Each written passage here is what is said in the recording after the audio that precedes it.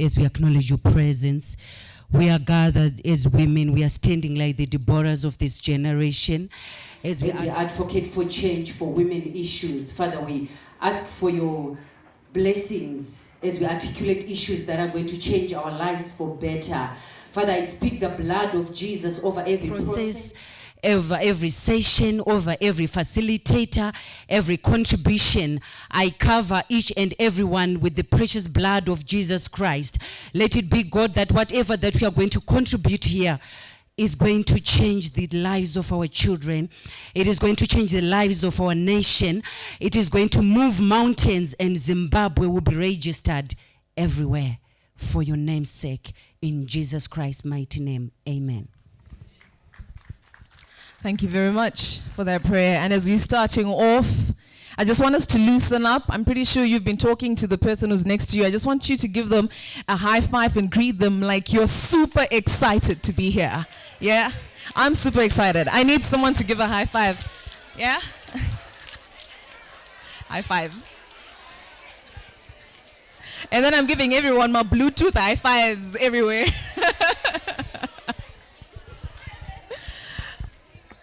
Well, I'm happy to be in this place. I'm honored to be facilitating for such a grand occasion. It's the Women's Indaba, and the theme is towards an inclusive and gender equitable economic development in Zimbabwe. And it is very important that women play a major role in ensuring that we're in decision-making positions, in ensuring that our needs are also met, right? Well, some people look at me and they say, we thought you were a bit taller. On TV, you look taller. Or we didn't know you were well endowed. I'm well endowed, thank you. I try to wear heels sometimes, but I'm not too comfortable. But, well, here I am. But as we just start off, welcome to everybody. And to get our welcoming remarks from the chairperson of the Women's Coalition of Zimbabwe, I will invite Ms. Ronika Mumbire, the board chairperson, to please come forward and give us our welcoming remarks as we start off. A round of applause as she comes up, ladies and gentlemen.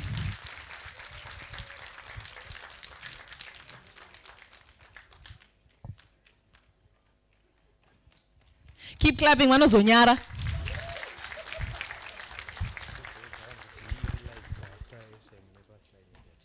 Your views and comments are welcome on the program. Remember to like our Facebook page and our YouTube channel, and be the first to see as it happens. Watching TV on the go. SlyMedia TV, building bridges. Warm welcome to the representatives from the government ministries, from the commissioners, development partners, colleagues in the CSO, women's coalition members, chapter representatives, members of the Fourth Estate, and distinguished guests, all protocol observed. Welcome to the Women's Rights Indaba 2019. This year's Women Indaba is dedicated to an inclusive and gender equitable economic development in Zimbabwe. A theme chosen mainly in light of the current financial and socio-economic crisis that we are experiencing in the country. There is no doubt that the economic development in Zimbabwe has traversed a very rough patch with an economic meltdown, particularly this year, which has had very severe consequences on people, particularly women across the country, many of whom have lost their jobs, homes, savings, and their livelihoods.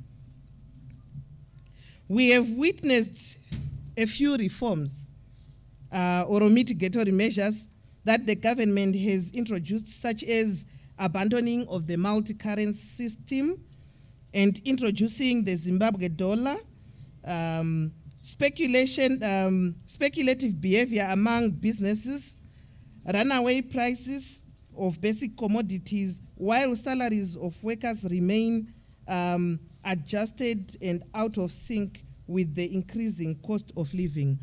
And currently the newspapers are awash with another new SI, which is abandoning the cash in and cash out transactions. These and other indications clearly spell out a disproportionate impact on women. Women's Coalition believes that economic growth is an inherently gendered process, and that gender-based inequalities are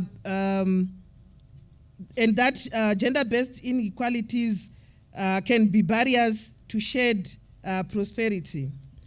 For growth to be truly inclusive and gender equitable, the pattern of growth must create decent work and productive employment opportunities for women and men.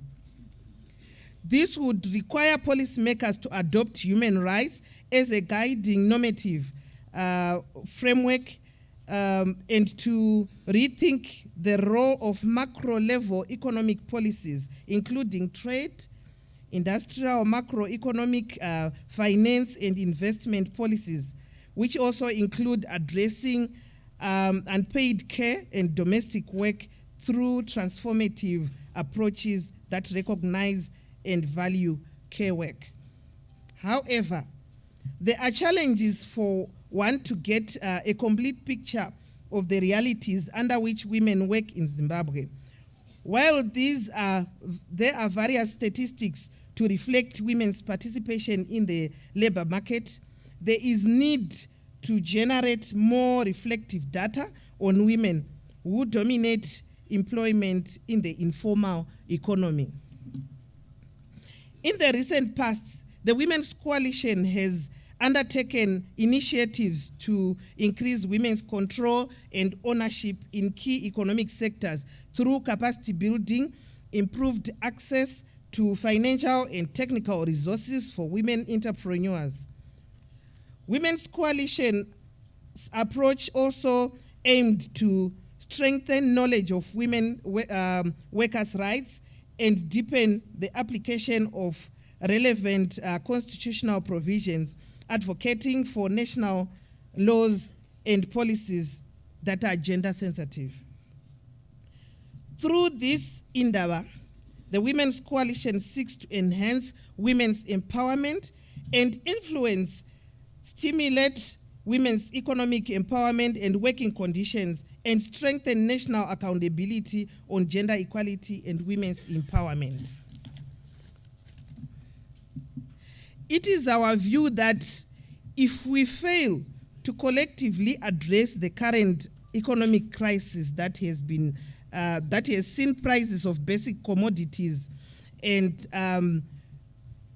load shedding affecting the homes during peak hours, the country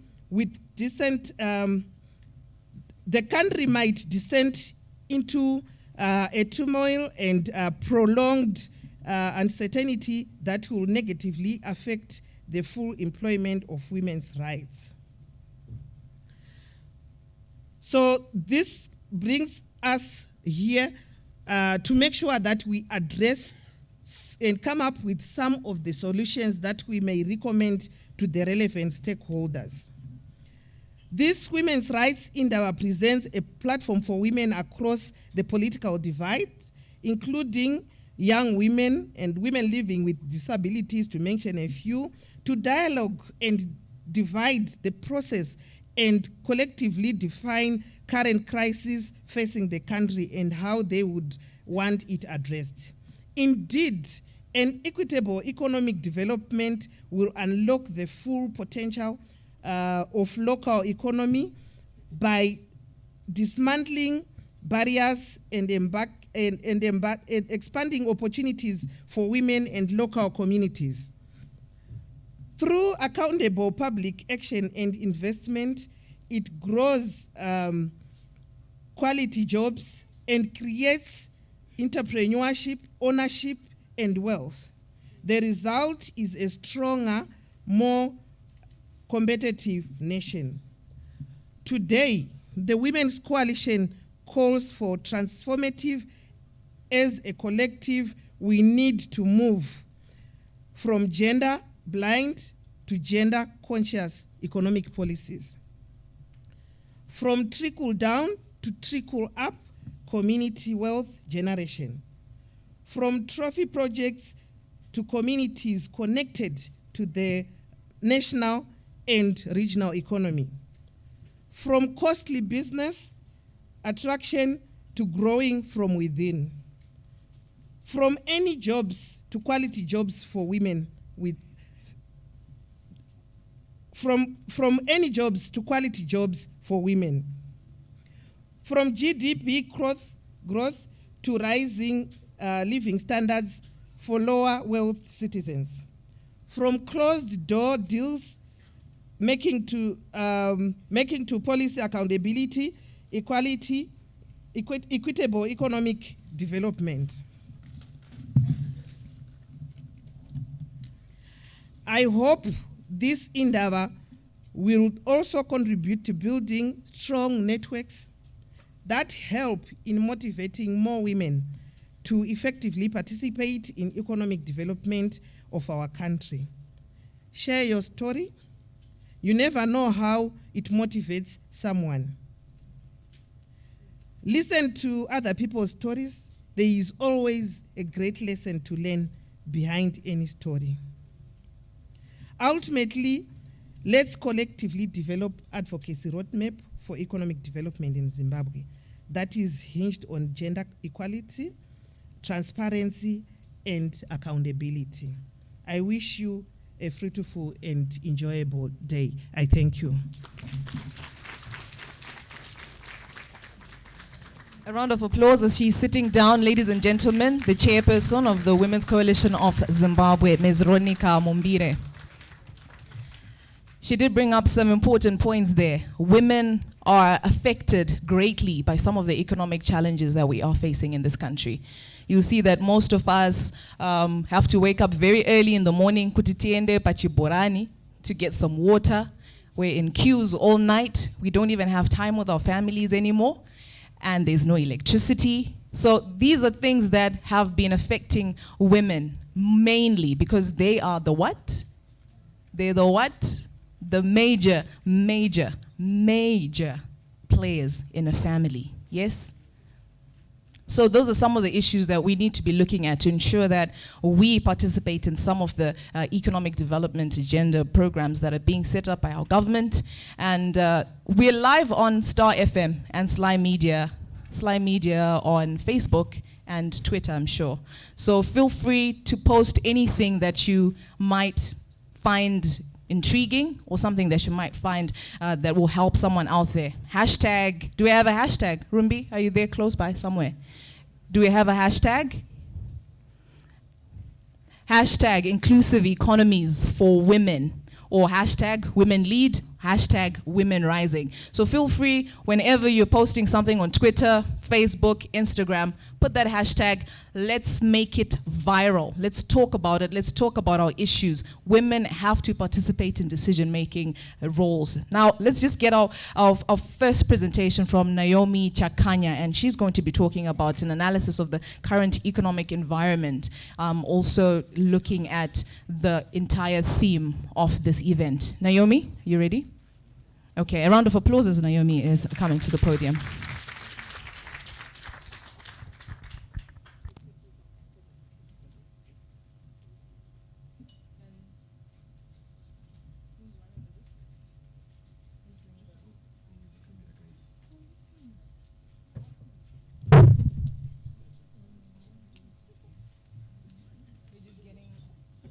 just getting Naomi ready. As we're just getting Naomi ready, we're just talking about some of the issues that women have been facing. And this Indaba aims to really provide Zimbabwean women with a platform to share their experiences and to also interact with those that are in decision-making bodies that can also help them make a change in our society, make a change in our lives. And the anticipated outcome is a consolidated voice from women across the breadth of the country and an agreed framework to inform lobbying, advocacy, citizen mobilization, and setting the tone for the full enjoyment of women's rights. How many of us would actually agree with me that even in a work environment, we have to do a little bit more to be taken seriously? Who agrees with that?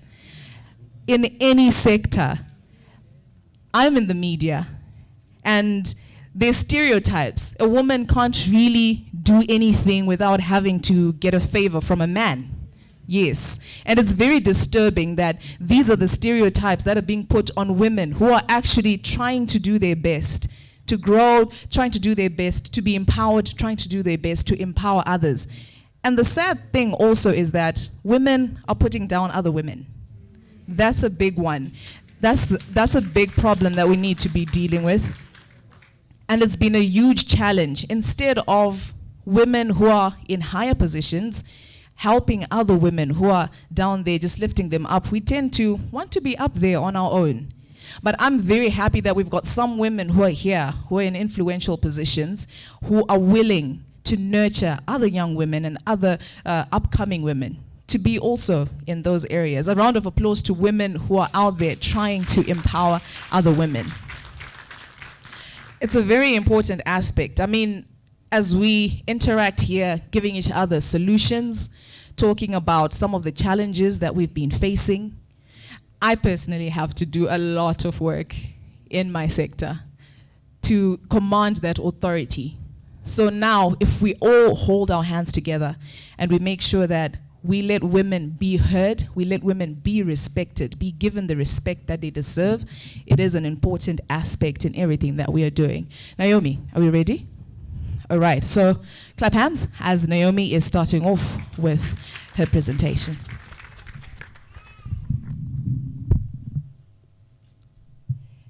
A good morning to everyone. Your voices are not as loud as I thought. Good morning, everyone. Good morning.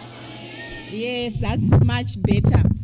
I'd like to start by thanking Women's Coalition for inviting me to come and make a presentation on the economic environment in Zimbabwe, making an analysis of its impact on women in Zimbabwe.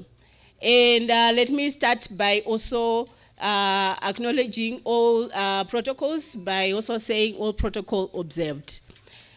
Let me start by saying that today, 1 October 2019, marks a one-year anniversary since the introduction of some economic policies that have had a detrimental impact on us women. I don't know whether you remember that on 1 October 2018, we had two major policies that were announced at the same day.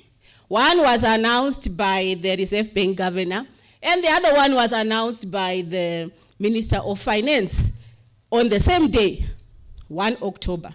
From there on, the lives of women have never been the same. The lives of women have been a struggle, more struggle than was before. So I'm going to make my presentation in the context of these policies and what they have brought to us as women, what they have brought to us as our families, what they have brought to us as players in the economic realm. So the policies that I'm going to talk about, or where my presentation will be hinged, are the ones that are ongoing. First of all, the Vision 2030. I think most of us have one or two things that they can talk about when we are referring to the Vision 20, which is also referred to the upper middle income economy agenda. So this vision runs from 2018 to 2030. We also have what is called the Transitional Stabilization Program Reform Agenda, which started in October 2018. That's last year, exactly 1 year. And it's going to run up to December 2020. So we have TSP with us up to 2020. So TSP is more like the implementation plan of Vision 2030. So the Transitional Stabilization Program is the first phase of that implementation of Vision 2030, which is supposed to pave way for the implementation of 2 other successive 5-year developmental plans that will run from 2021 to 2030. So it means that after 2020, we have another 5-year program, 2020 to 2025, and 2026 to 30. Right. So we must, as women, be able to understand the economic trajectory and where we are going. Because everything that is going to happen to us is being guided by these economic policy frameworks. So I've talked about the 1 October 28. For me, I call it a doomsday, not only for ordinary Zimbabweans, but also for women, more particularly for women in Zimbabwe. So I'm going to talk about the policy measures that are in these policies and what they have meant for us as women. And then I will go on at the end of the presentation, talk about what we can do as women to try and lift ourselves from the doldrums that we are finding ourselves in. I think the welcome remarks that we have been given, the opening remarks, also alluded to some of the challenges that we are facing. So as as Madame was presenting, I was saying, oh, so what else am I going to present? She's almost taking everything from me. However, you would remember that these policies I'm talking about from October 1, 2018, they brought about policy measures, which included, number 1, the division of the nostril accounts, if you remember. FCA and RTGS funds were separated.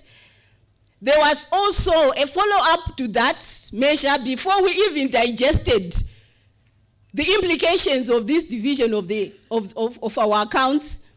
We were slapped with a 2% tax on all mobile transfer charges.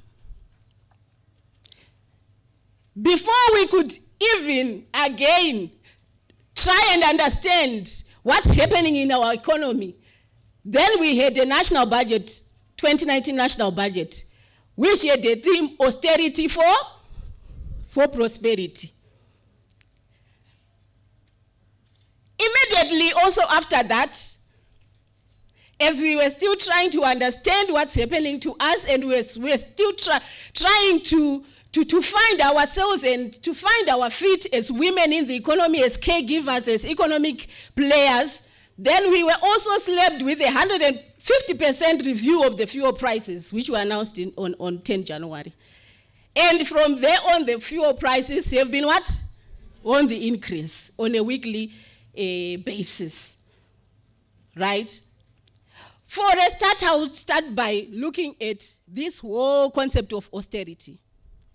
Austerity measures are policies that are aimed at reducing government expenditure and increasing tax revenue, or achieving both, right?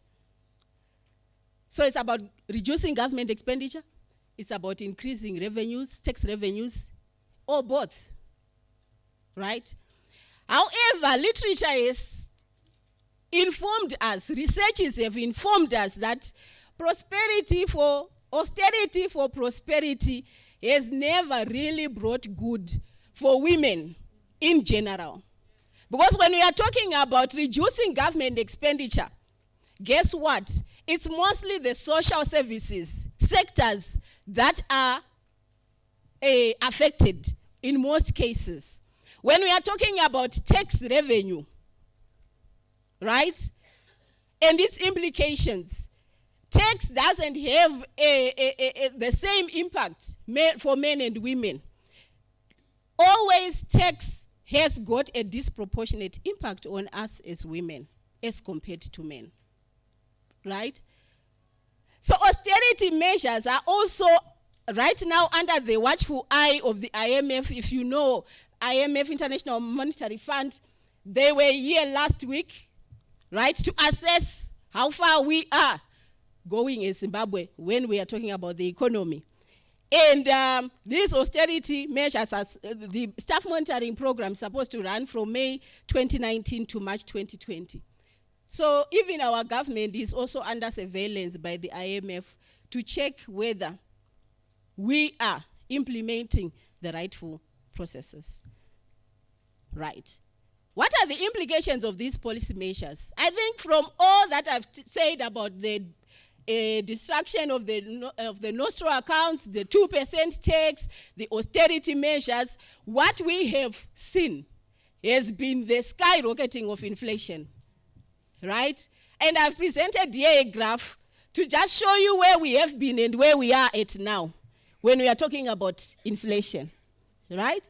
So by 2017, we are around 10.6 on the average inflation rate.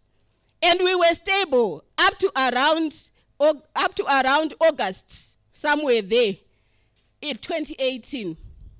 So look at what happens October 2018. Remember, as I've said, 1 October 2018 was a doomsday for us as Zimbabwean women. What happens? Inflation starts rising from 5.4%. And it has never been gone down. It has remained on an upward scale. By June 2019, we're at 175.7% in terms of inflation. Sadly, the government has announced that they will not produce inflation figures, right? So what does this mean? Speculative tendencies, isn't it? Kana musingatipe information, what do you expect the people to do as they are making their economic endeavors? That's why speculative measures in Zimbabwe have been on the skyrocketing trend, right? And now there are other figures which are even saying now we are at 300% inflation. Others are calculating their own inflation and saying we are at 570 something percent as of now. We can't blame them for producing the statistics because it's now free for all, isn't it? We are supposed to be guided by the government. Economic policies, statistics are supposed to be provided by the government, but when the government decides not to give people constitutionally information, what do you expect us to do? The cost of basic services have climbed more than 400%, with most wages remaining stagnant. As the prices are increasing, being rated, wages are not being rated. Incomes are not being rated. Pensions are not being rated. Any other income that you are getting, right, is mostly likely not to be rated. And if we are looking at what has been happening in the economy with all these strikes and demonstrations and threats of strikes, who is mostly affected? We are affected as women twice. One as the workers who are in these sectors. And which sectors are these? It's the education sector. It's the health sector, isn't it? Where the majority of the women are. And we are crying out loud for us to just get the minimum basic that is required for a family to live and survive a life full of dignity. Right?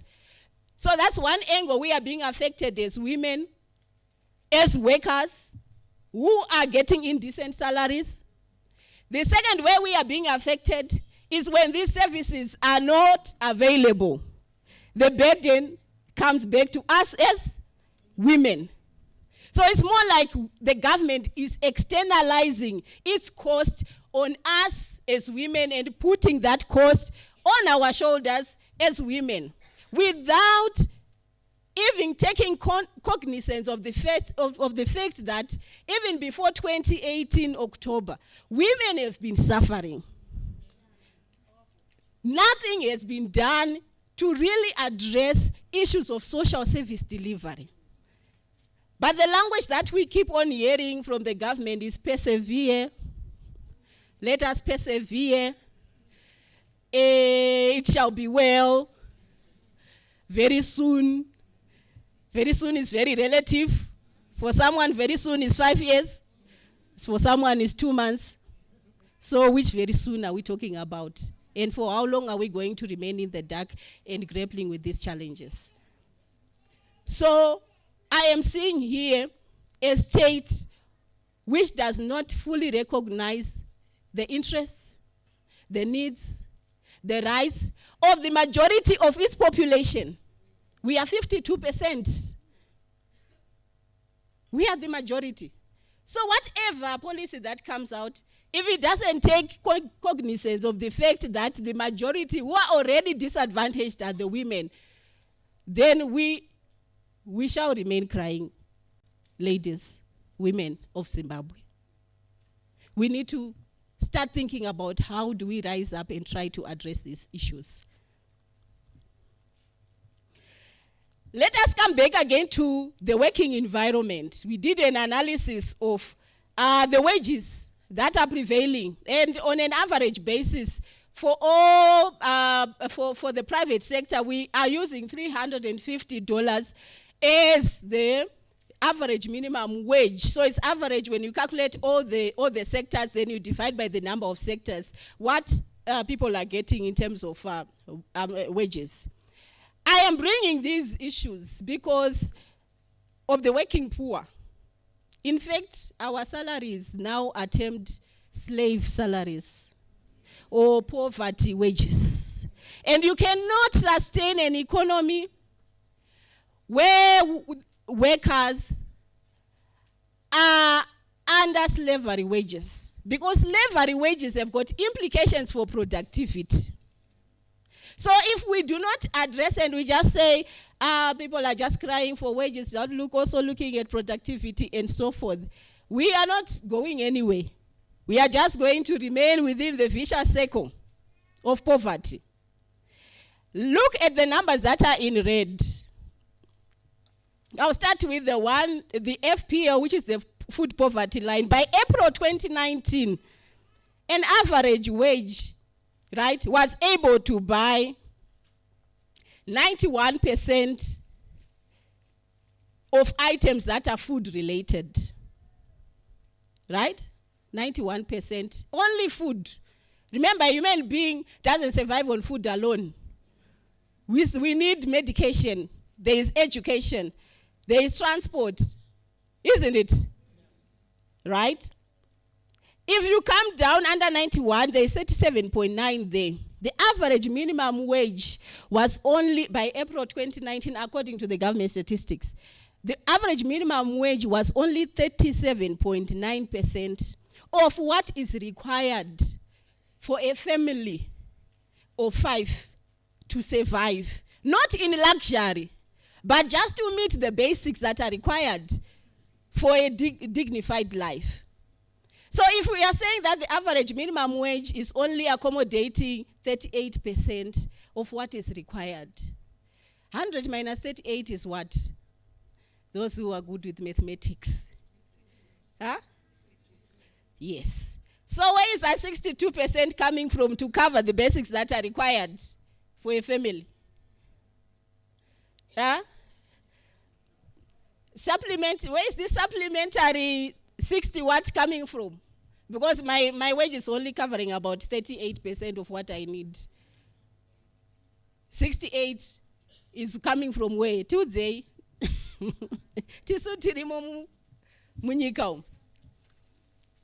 It's either you actually go deeper into abject poverty. If you are able and with means, few resources, then you engage in informal economic activities. But there also, kuna shumba dziriko ikokoko. Saka tomira papi, toita say.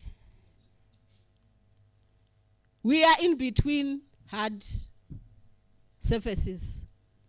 Ukatarisa uku, kwakaoma, ukatarisa uku, kwakaoma. Is this a life that we would want to live? Poverty data line for a family of 5 now is estimated at around $2,000 per month for a family. Those are estimates that other organizations are really calculating, right? Izvozvi ukapinda kunono shopa ka paper bag kai kanokabva mari 200 300 zvakutipenda nekuti wawana mari, but kutoti average minimum wage yemushandi is around 350. Saka paper bag 1 here and way for the rest of of our lives.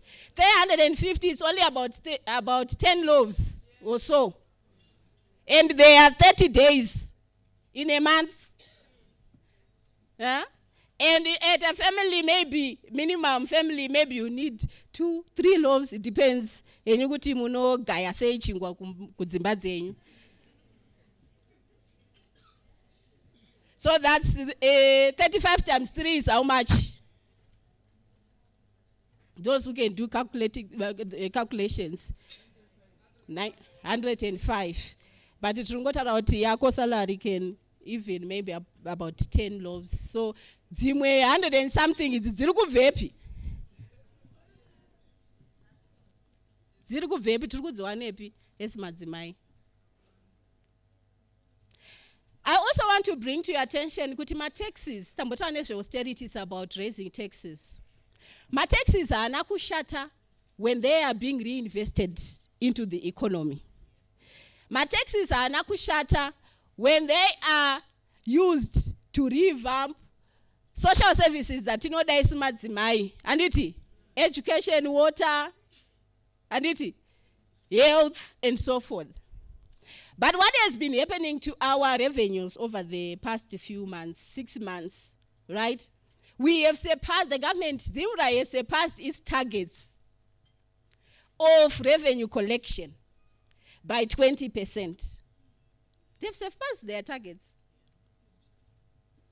Gatienda iko expenditure side of the government, we have over expenditure of about 15%.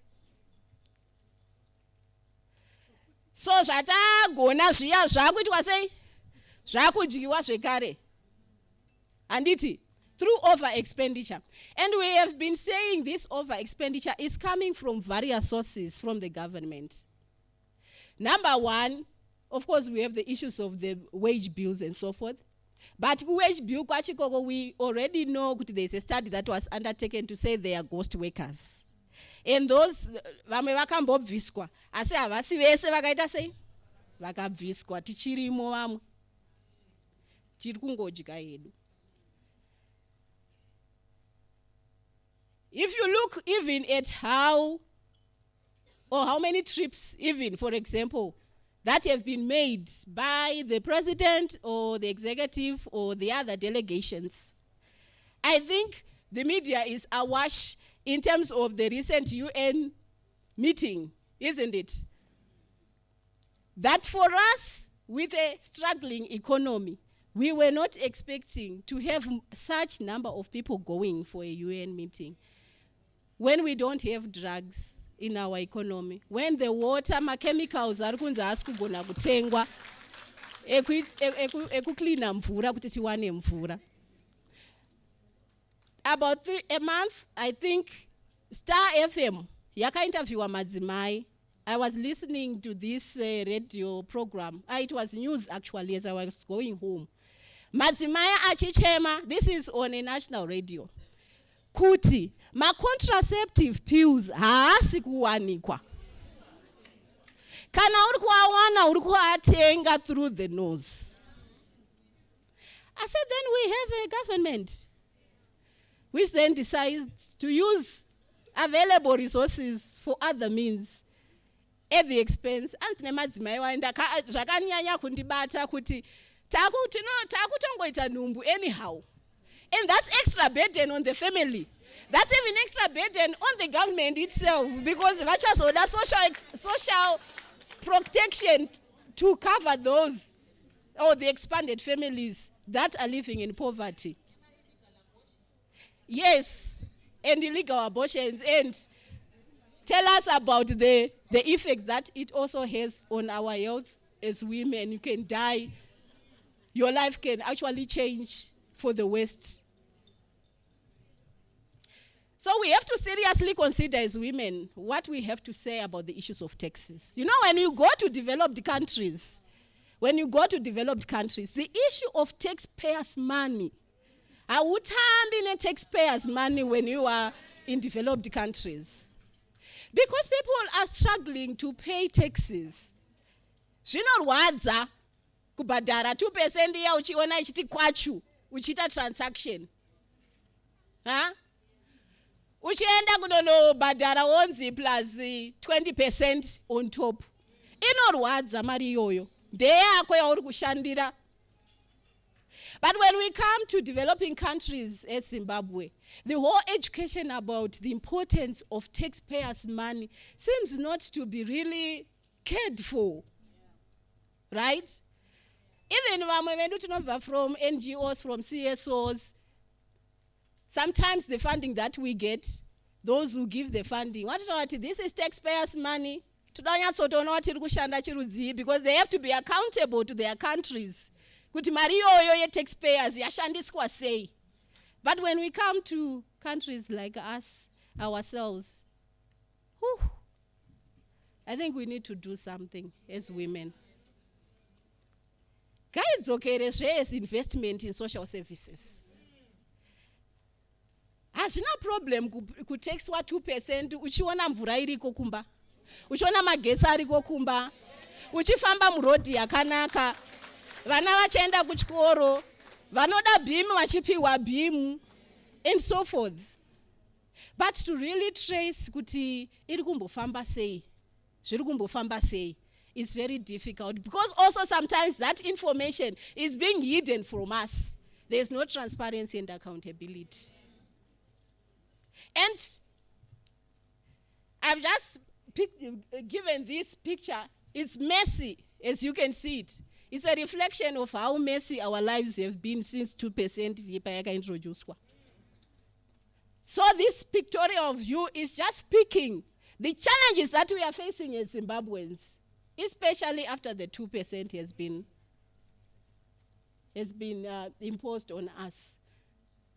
Taxing ngaidzoke back kune vanhu and being reinvested. So if you look at all these, they are mainly for women.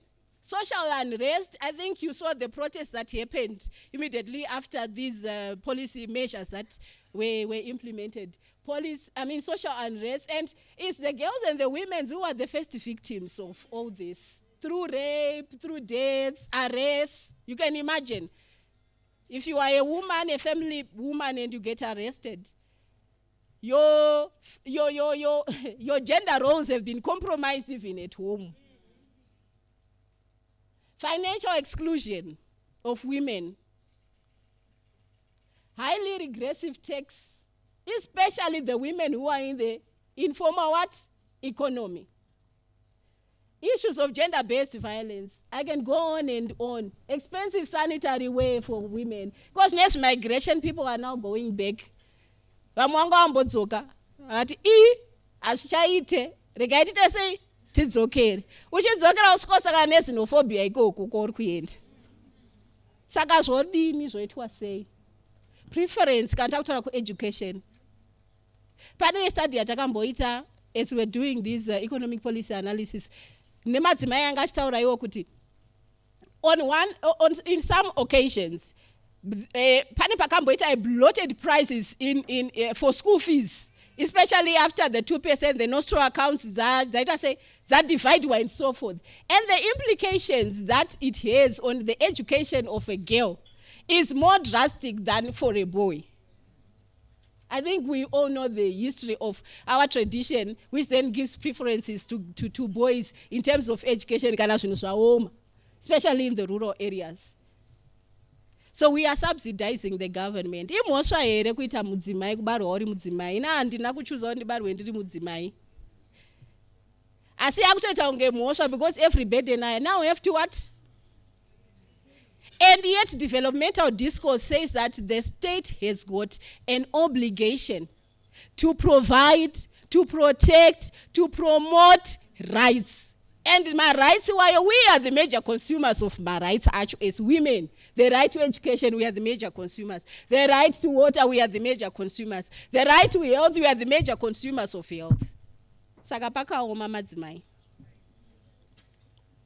If you look at the tax to GDP ratio in Zimbabwe, it's 27%. Other countries are doing well with 15%, but Zimbabwe is one of the highly taxed economy or country, especially in the region that we are in. But if we look at what that tax is bringing to us, zero. If you look at who is contributing my taxes, I was so surprised when I did an analysis. Yeah, the 2%. Yeah, intermediate money transfer. Mukatasa pakanzi other taxes abo pakanzi 18%. Ndokwa yakakandwa yakarekodwa is other taxes. Iyo 2%. Calculations, I did a calculation and it showed me that 73% of that 18.3 is coming from 2%. Mariruva 2%. 73% of that 18.3, they're 2%. Through Badara value-added tax, government revenue, about 22% of it from the taxes that it has is coming from value-added tax. Pa no tenga chingwa, pa no tenga chi 15% each end. So if you calculate income tax, other income taxes, VAT, customs duties that no badarwa, even the 2%, you find that individuals are contributing about 51% of mari. Yes, my taxes, it's going to government. But when you are looking at companies, maybe 11.3% contribute. So, equity panap. Is this an equitable tax regime? Achata uri kuma pensions. Vazhinji vedu kana vanamai vedu vakasange vasina mapensions, vanasekuru vedu vatinawo and all others. The buck stops back at us as women who are able-bodied, isn't it? To take care of that gap that has been created. So the minimum payout $80 per month, which would come up to about $5 if we calculate it by the parallel market rate of 1:16. Saka $5 ndo kwenda na pension ya kumba US dollars for the whole month. Ada badara rent, ada kujga, ada kuita all sorts to live a dignified life. Everything that you can think of, right? While the surviving beneficiaries, a minimum of $32. This is Zim dollars. Which is, then when I calculated, it was only $2. They are saying they want to review it. Let's see what they come up with. And that review, are we also being included as women in those reviews? Because it's public funds at the end of the day. Corruption. And Chatari Shagawanda, the Auditor General's report, Yakatudzaya 2018. But what I want to draw, I can't specifically pick all the issues that were raised.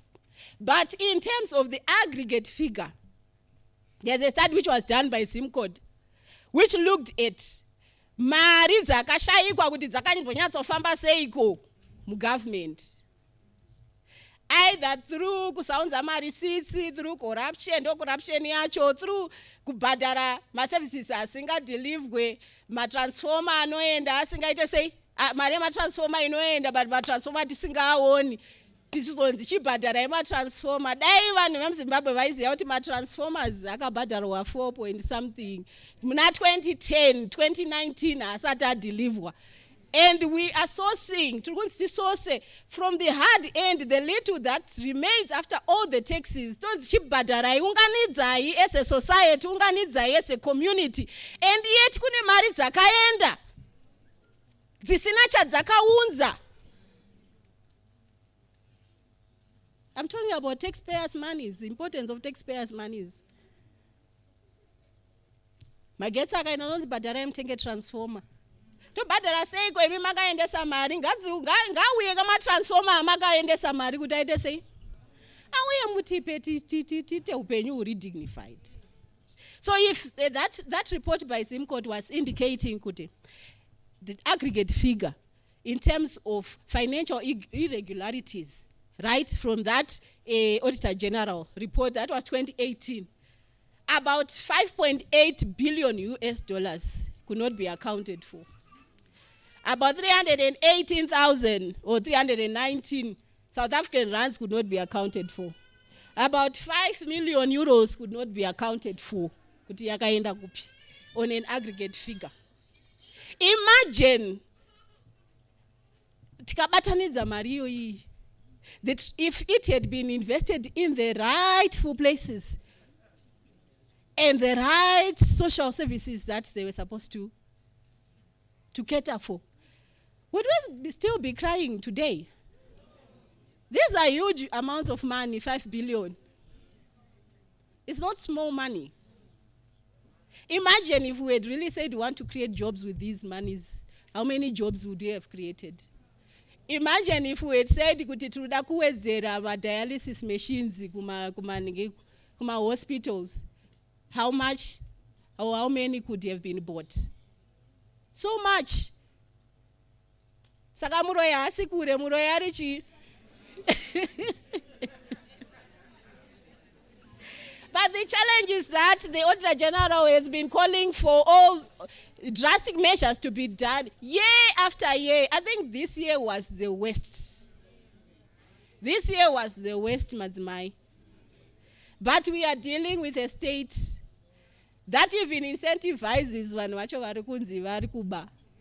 Unotona atopa nechimwe chiposition kana kuti chi ko-addressaiwo kama issues akatarwa na-Auditor General. Last year, I think only about 50% or so of the issues were addressed. Mamwe ese hakuna chakabuda. Zvinonzi tiri kuaddressa. And mind you, we are saying kuti Zimbabwe we are very literate. Aisi nyaya kuti vanhu kutadza kudzidza nekutadza kuita masomo kunonoka kuaddressa ma-issues.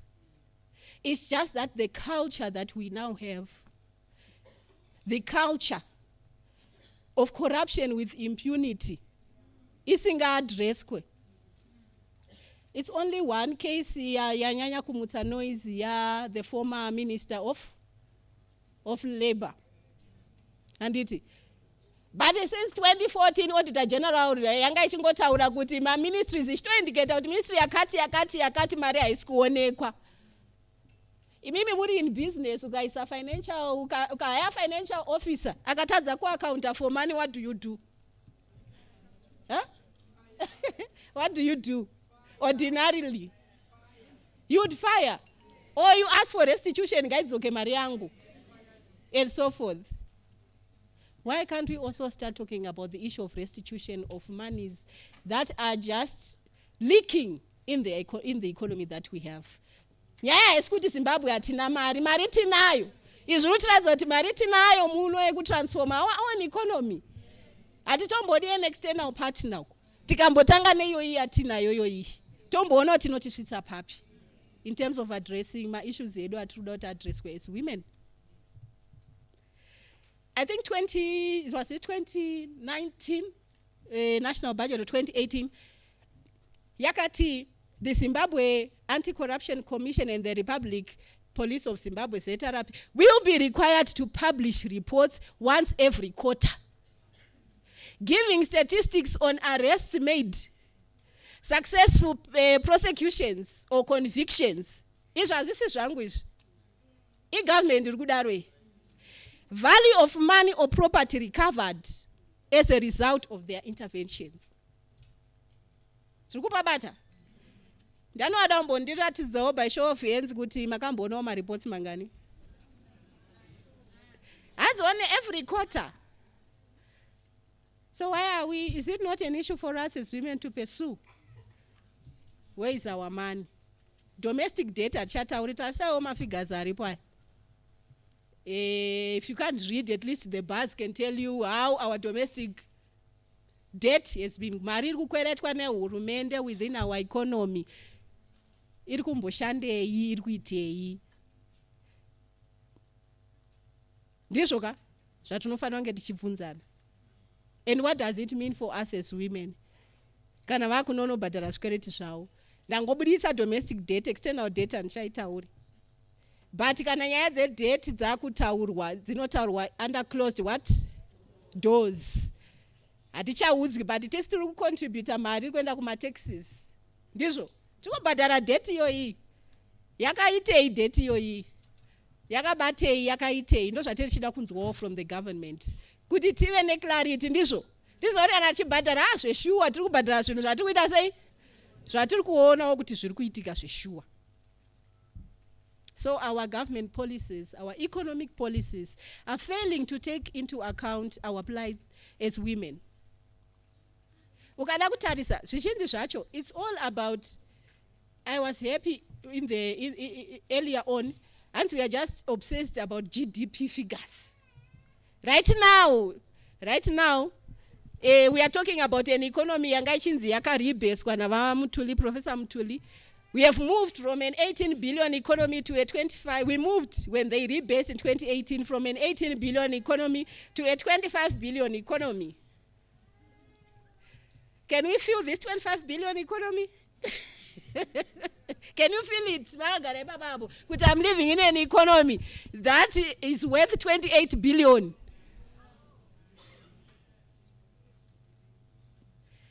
And singati move into an upper middle income status. The focus is just on figures. Tighter surplus, 500 million. Surplus yacho kanga echi transforma upenyu hwevanhu. Tifare katiwombere kuti zviri kuita sei? Zviri kuita. So we are living in an economy where policies are giving us false hopes. An economy where we are told we are 25 billion economy, but atina mvura the basic, atina sanitation, mabina asku collectwa. Right?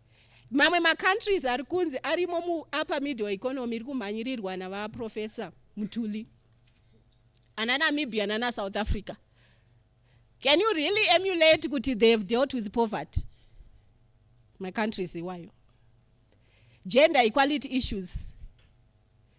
Can you really point kuti they are doing very well because they are in upper and middle income economy? They are still dealing with these challenges that tiri kutaura pano. Saka a status yekunzi toda kuti tite an upper middle income economy is benefiting who? Who is it benefiting? Upper middle income economy doesn't guarantee reduction in poverty. Kuna South Africa poverty ichiri koko. Namibia gender equality inequalities ichiri koko. So we cannot celebrate economic indicators that do not transform our lives as women, that do not give us energy, that do not give us health, that do not give us water and sanitation. Those are the basics. Atiri kungodao ngoti tingo survive upenyu une dignity. We are not asking for things that are out of this world. We are asking for the basics that makes my life as a woman functional. Chet. So is that hard to ask? But we're not honest growth. We want to increase growth by 10%, by 20%. My figures, why are improvement in my life? In fact, the Vision 2030 is actually worse off than ASAP. You know why? At least ASAP yakatombesa ma safety nets. Anana IMF pavai implementa ASAP. Anana social welfare. Takastambura yedu kuwa maintainer. But at least there was recognition in those policies. Kuti ma adjustments atiri kuita yakai. Pane vanhu vacha affect. Vanhu ivavo vanofanira kuitwa cushioned from adjustments wayo ma negative adjustments. But if you look at Vision 2030, if you look at TSP, you can't even point of issues to do with safety nets. So we are actually in a worse off position than 1991 to 1995. aripi ma-safety nets, revenue iri kubuda, tiri kubhadhara tax, dawaonawo ma-safety nets iwayo. Mamwe ma-issues andichatauri is for your information, because I know you're going to be given these presentations, you go and digest. What kind of a state do we want as women? Because tine mamwe ma-negative growth atinawo ari kuprovidwa nestate yatiri, jobless growth, growth that does not create decent employment, ruthless growth, and economic growth that increases inequalities, kutanye equity pano, and levels of poverty. Futureless growth, vanhu vakungorarama zvanhasi zvepanguva iyoyo, asi une vana who are growing, vachazovei, futureless growth, economic growth that squanders the resources needed for future generations. Voiceless growth, growth that takes place in the absence of democracy or empowerment.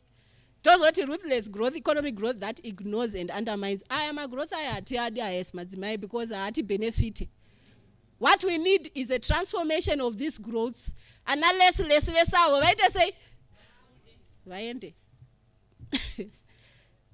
say perseverance, we are being sacrificed. This is the sacrificial lamb as women.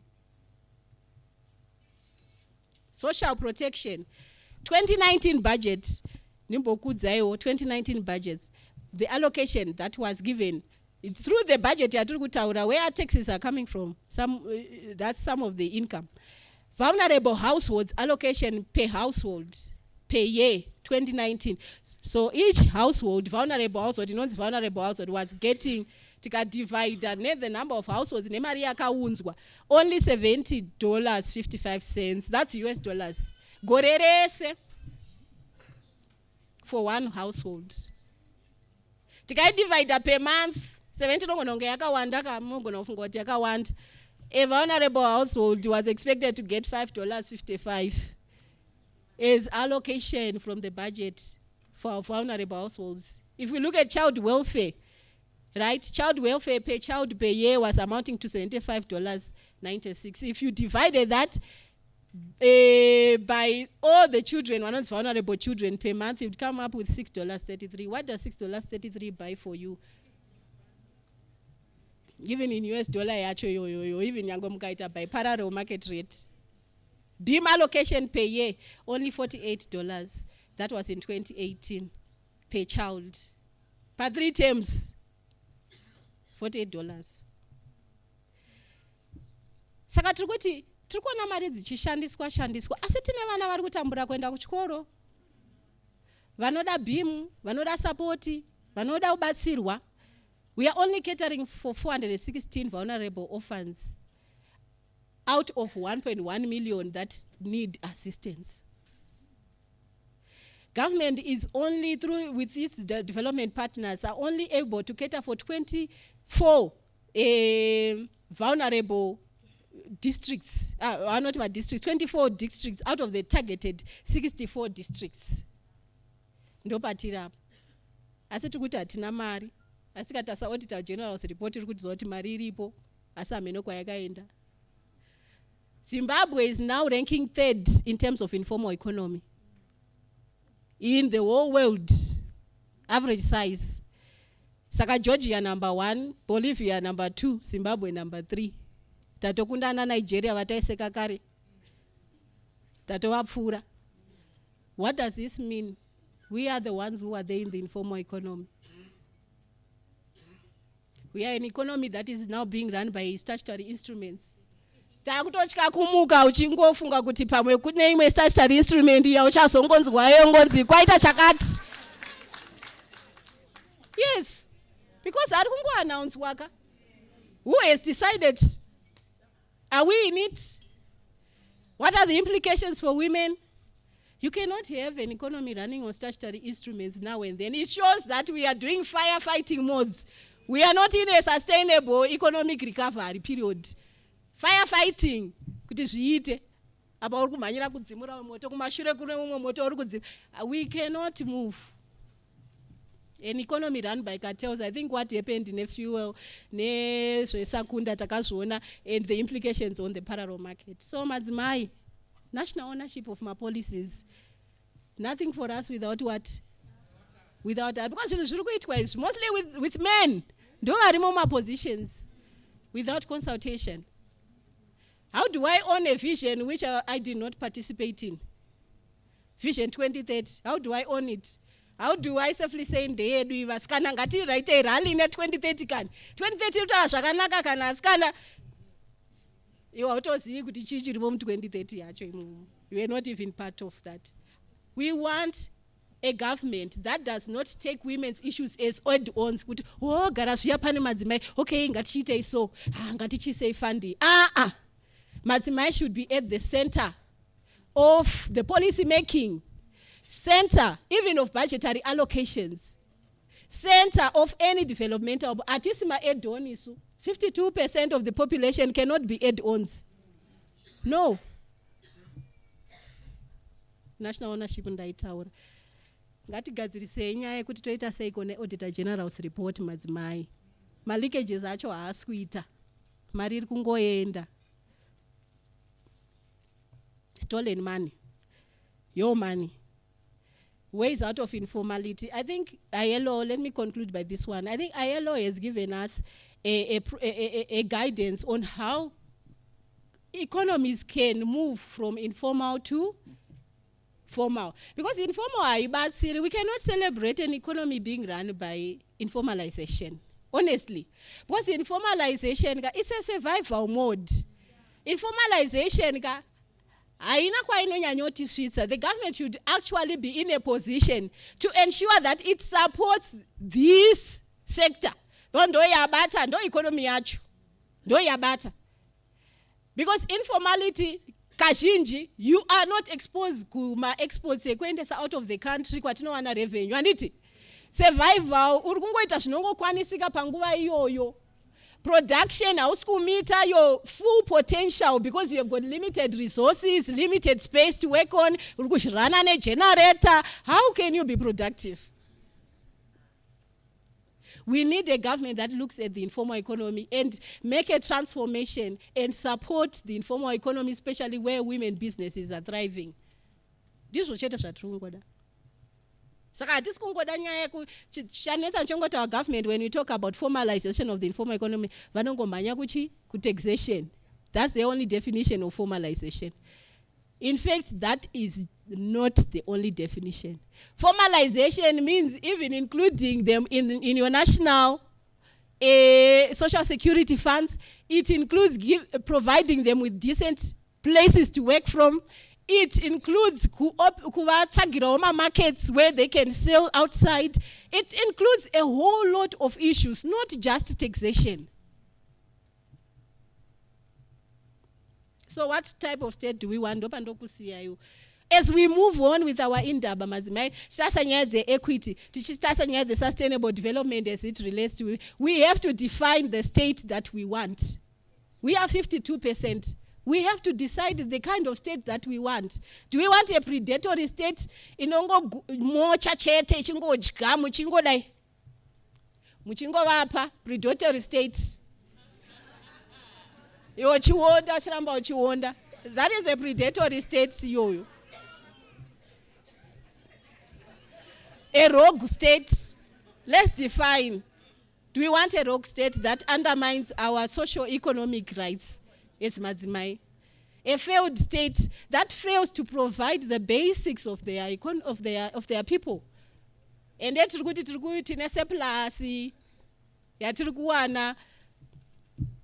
doesn't make sense. We want a developmental state, a state that manages its resources effectively and efficiently to improve the well-being of the people. Okay, I think I can end here. I think I have left you with questions that as we go through the indaba, we have to ask ourselves, what state do we want? What do we do with corruption? What do we do with socio-economic rights? What do we do with this issue of poverty? What do we do with economic policies that continue to be crafted without our input, that continue to be crafted by men in most cases? So poverty is not an accident, Mandela wakataura. Poverty is not an accident. Like slavery, I compare apartheid. Like slavery and apartheid, it is man-made. Poverty is man-made by policies that are put up by those in authorities, by cultures, negative cultures that undermine our rights. And it can only be removed by the actions of human beings. And we are the human beings who are the majority of this population. So nothing for us without us, Madzimai. I think this Indaba has to really look at those issues. None but ourselves will set us free. Hakuna rumor batsiro watinga expect kubva kupi, miracle kubva kupi. We have to find out what we can do for ourselves and set ourselves free from this. Otherwise, we'll continue. TSP hanzi iri kureviewiwa. Ndofunga maprocess acho anoda kutanga akatanga. Vangani venyu vari kuzviziva izvozvo. TSP is being reviewed. Ichatopera tisina kana input. Todzoka futi tichichema. Sorry to have taken a long time in terms of the presentation, but I hope you got one or two things. Wait, Naomi, before you leave, just if anyone has questions, she's said so many things that affect us, so many things that mean a lot to us. If there's anyone with a question, I can try and come through. I see a hand in the back. I hope I can get there. Gentlemen, thank you for being a part of this. You play a major role in getting our stories out there. Okay.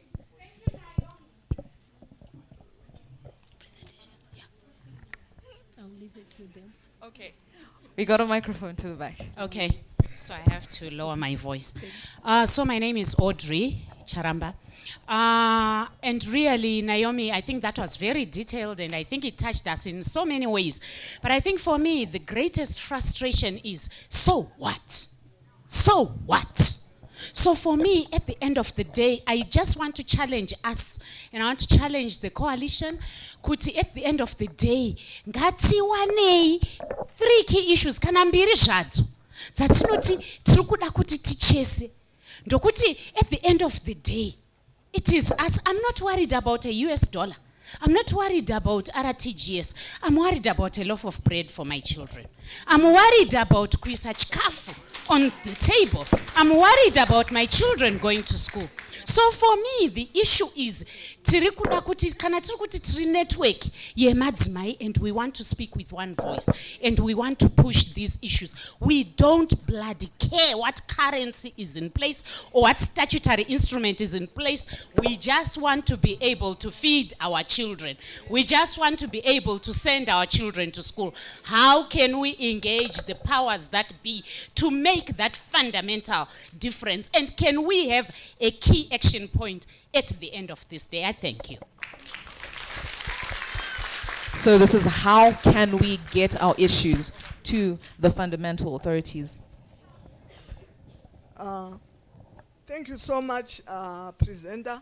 I just want to find out, are there committees in place? Maybe these committees are there, I don't know, to monitor the implementation of the Auditor General's report, Panyayema Public Funds.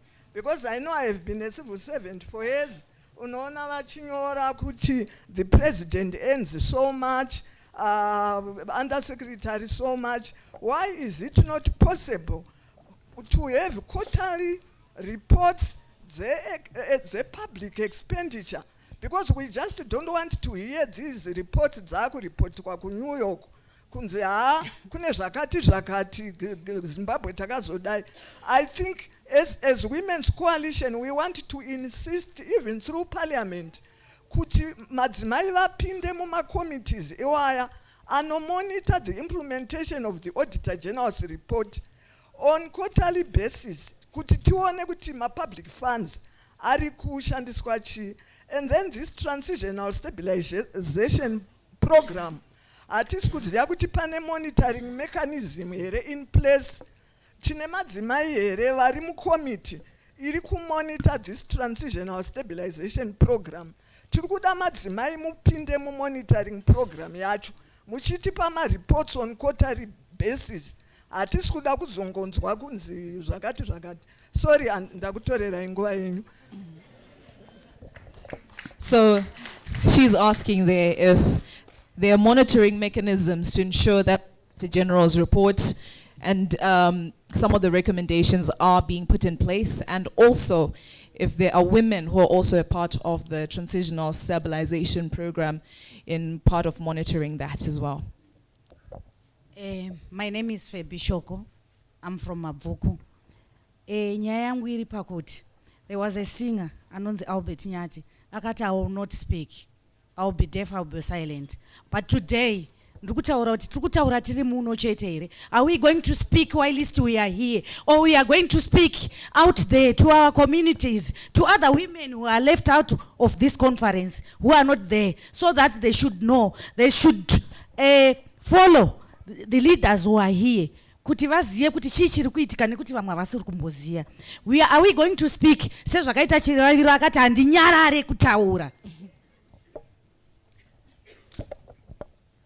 Okay, and there's another comment there. Okay, thank you. My name is Charity Mandishona.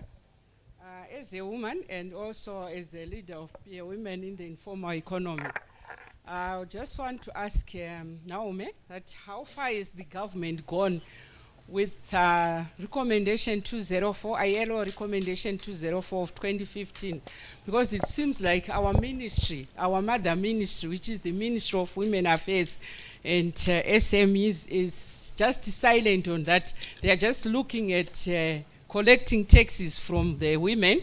That's point number one.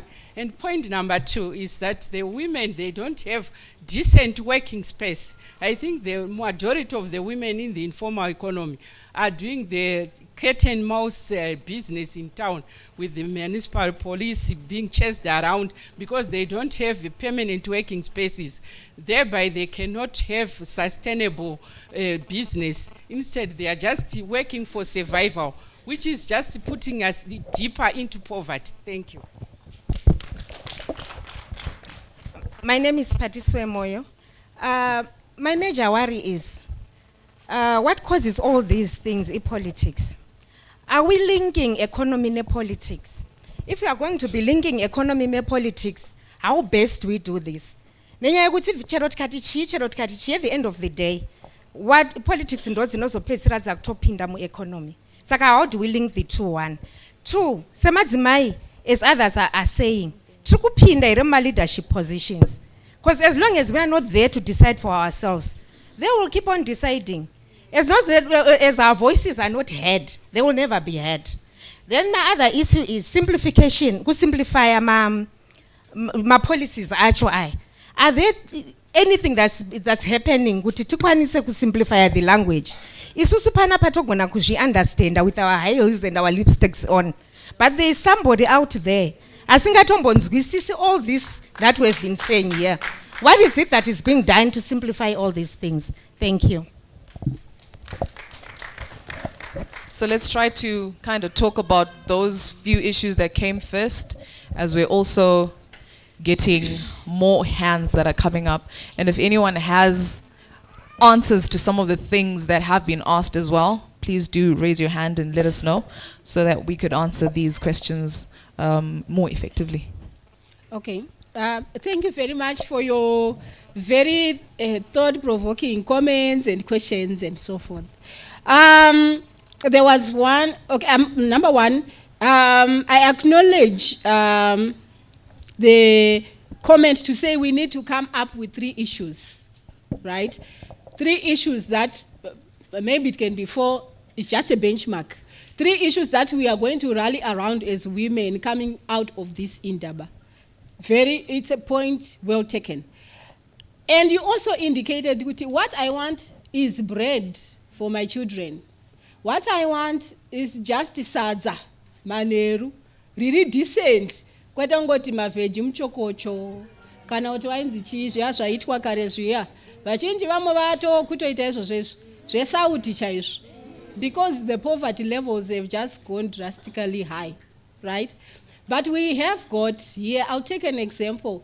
When Professor Mtuli was being asked interviewed one day, and he was asked about the loaf of bread, how much a loaf of bread is, he could not provide an answer. He just said, so what, something like,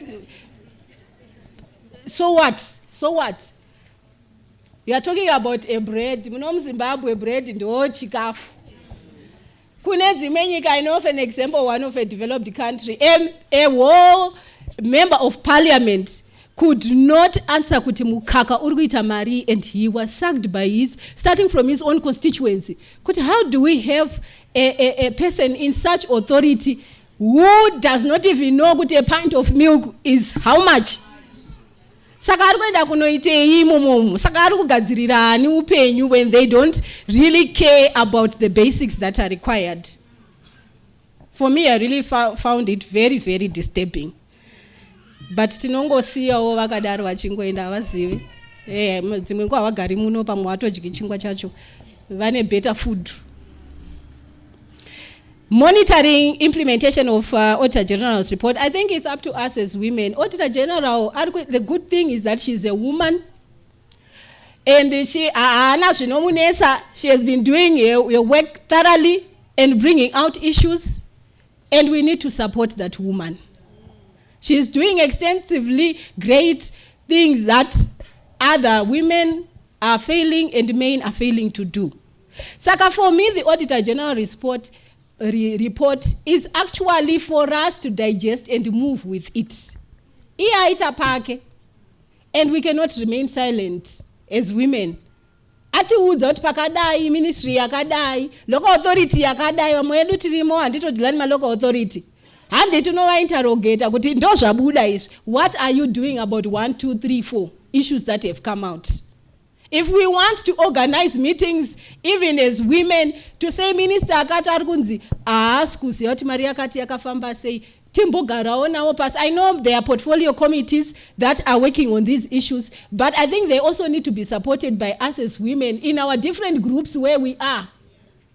Because zvakuita unge ndivo vega vari interested, isusu kuti zvakatinakira. Hazvina kutinakira madzimai. I think probably it's one area that we have to focus on, kuti toita sei, because ndokune mari yatiri kuda yacho kuti invest in the social services that we want. Ndokune mari dziri kubiwa, dziri kudisappear, dziri kuonekwa dziri kuenda kupi. Saka it's up to us. Vakapedza basa ravo Auditor General. Parliament, I think I think that's the Parliament, they've got their portfolio committees which are working on this, but they also need the voice to come from the bottom. Tiso tivacho tiripo on the bottom.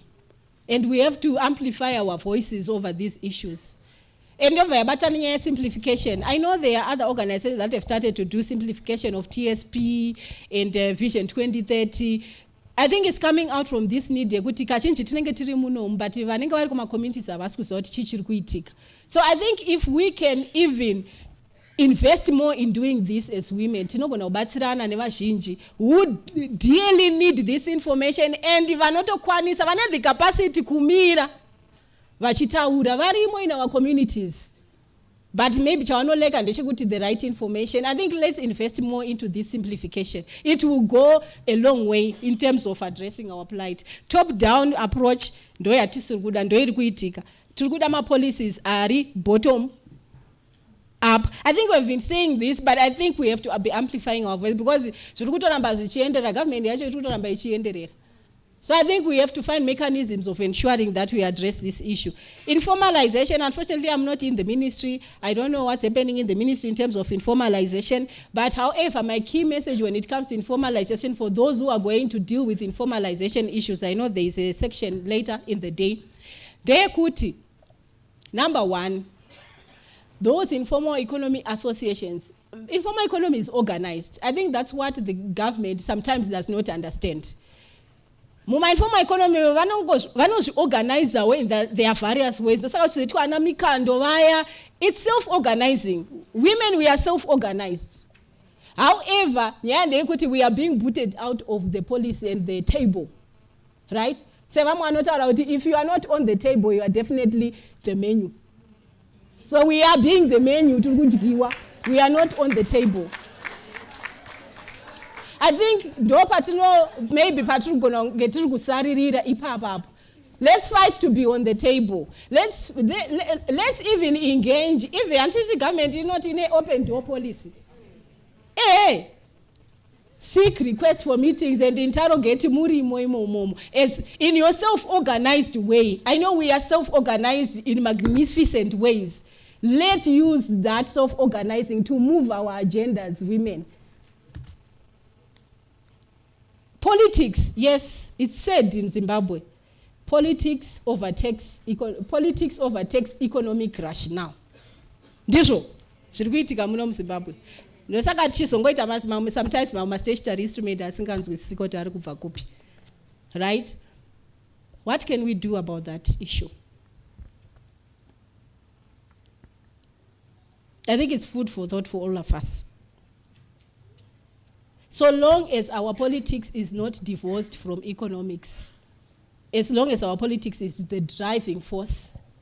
Now even corruption, you can't deal with corruption because it's all politics again.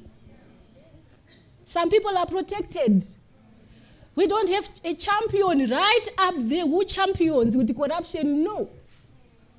Hatina champion. Zvinongoitwa in bits and pieces, azongobatwa crossfires zvichingoenda zvakadaro, asarawo aescapa, ongoescapawo zvakadaro, zvongopera zvakadaro. No, we cannot run an economy like that. Right? So I think that's also a major issue that we can look at, rallying around issues to say even corruption has to be dealt with according to the instruments that we have. Our constitution is clear. Muna aita corruption, apana punitive measures.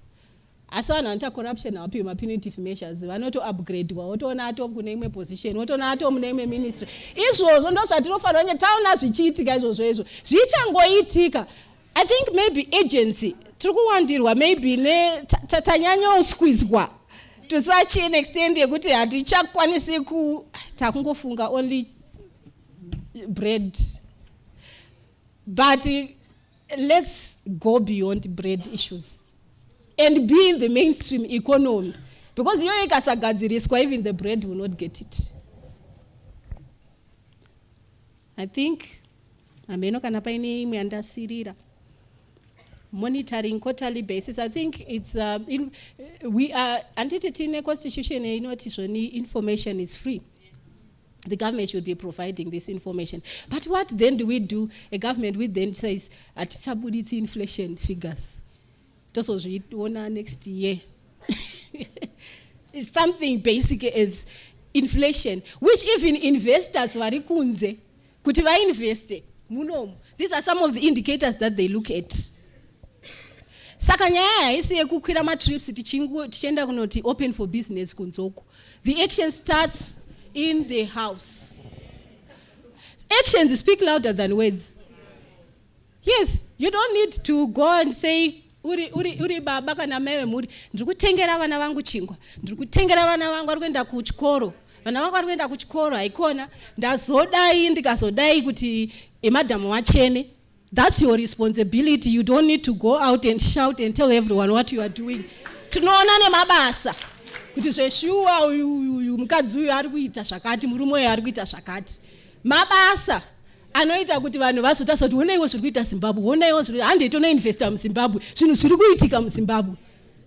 So those monies are supposed to be invested and take action in here for people out there kuti vakurespect and come to visit you. Otherwise, chingoti ngavauye. They will not come as long as we are not doing any action that invites them to come. Okay, that's how it is. Okay, so you know what? We're supposed to be doing tea very soon, but we have another session that will be coming up just shortly. So we're going to take a little break. Pauline is here. She's going to give us a little music. We go out for tea because we're supposed to do tea at 11 o'clock and then come back and we continue with our plenary and we get another presenter and we have a panel discussion as well. So all your questions, keep them, remember them, hold that thought, and we'll continue just after the tea break. The VIPs, you will be led to your stations for tea by the ushers. So you just wait for them. They will lead you there. Pauline is just going to give us a little music. Naomi, remember, we've got more questions coming for you. Thank you. Free.